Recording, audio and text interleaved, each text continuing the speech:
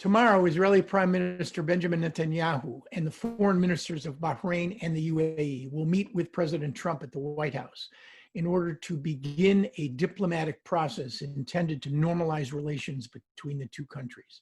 Here are several takeaways worth taking away.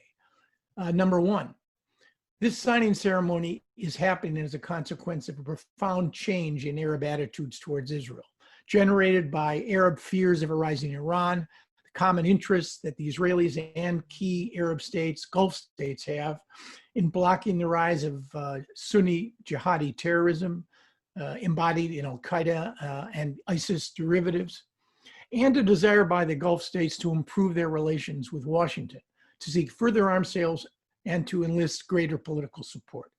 Number two, the administration jumped on a bus that had already left the station, but they invested heavily in these Gulf states, both in terms of arms sales and political support, too heavily in the case of Saudi Arabia, in my opinion, giving the Saudis far too much room to maneuver in Yemen, and with respect to their repression and the killing of Jamal Khashoggi on the other.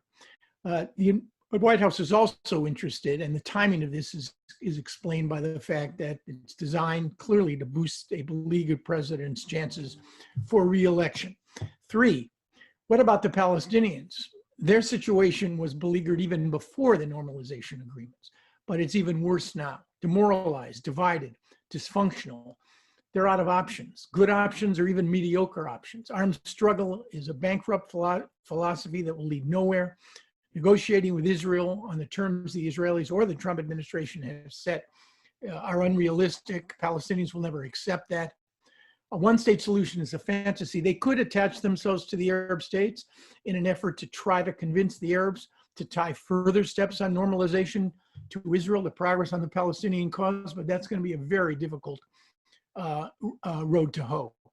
And finally, whether or not this transaction, what you're going to witness tomorrow, turns into a transformation is going to depend on how many other Arab states choose to sign up. Morocco, Oman, Sudan, these are all likely candidates over time. And so is Saudi Arabia, which would be a huge prize and would fundamentally turn what is now a transactional arrangement into a transformational one. But make no mistake, we need to keep our expectations realistic. Without a progress, let alone a settlement of the Israeli-Palestinian issue, it's going to be hard to describe this or to even hope that this is going to lead to a comprehensive peace in the Middle East.